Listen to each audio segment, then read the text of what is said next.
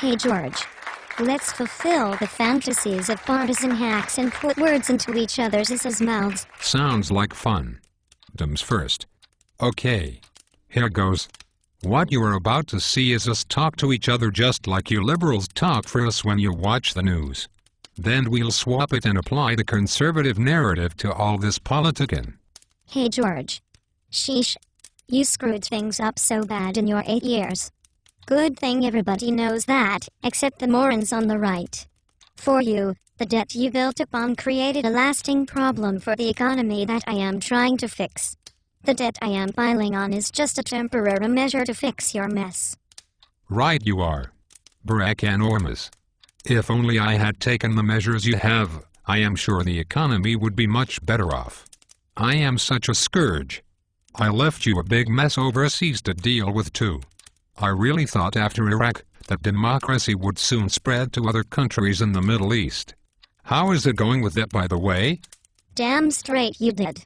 I have to wait to see how the dust settles in each of these situations before getting involved.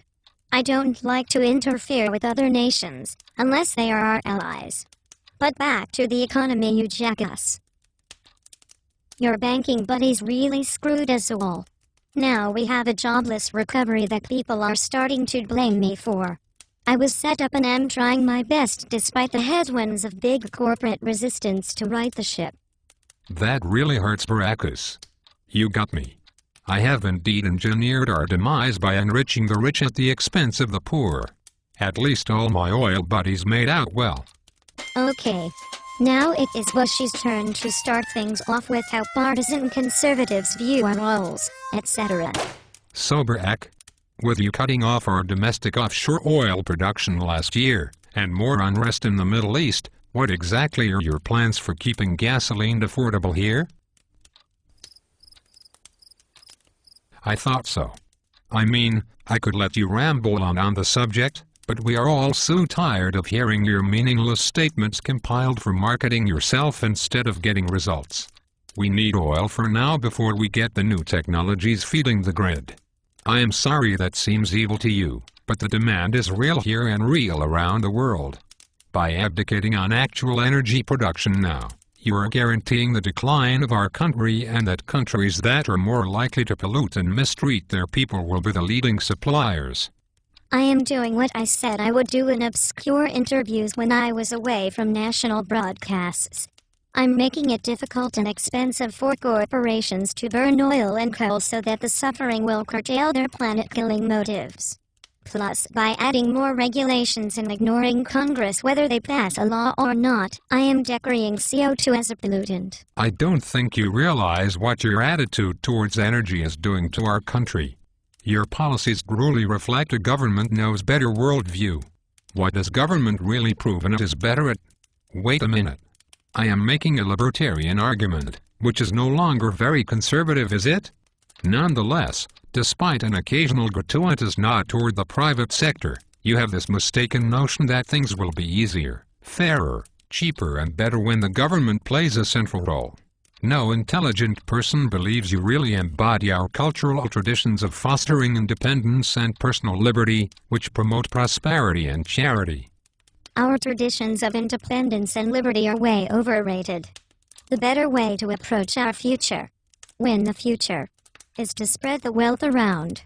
Like I said to Joe the plumber. You know his name is not even really Joe, so who would listen? Stop deflecting. No one cares what his name is. It is what you said that pisses people off. The vast majority of Americans believe in spreading the wealth around by their own volition.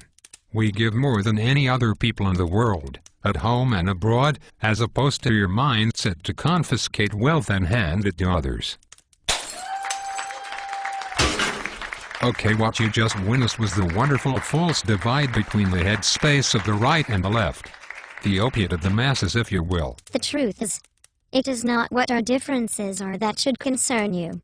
It is instead the things that we have in common that are destroying our future, that are sucking the power right out of the hands of the people.